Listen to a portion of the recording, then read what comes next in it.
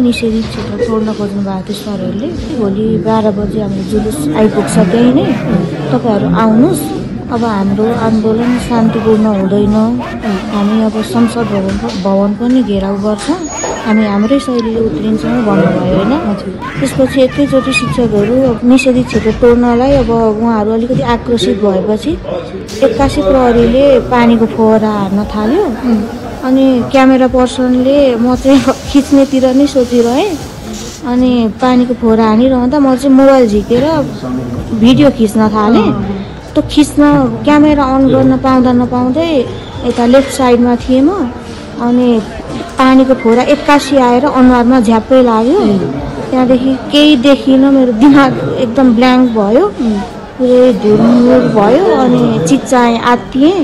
एकजना म्याम आएर प्रहरीलाई खबर गर्नुभयो, प्रहरीलाई बोलाउनु भयो, अनि प्रहरीले बोकेर मलाई सिभिल हस्पिटल लानुभयो।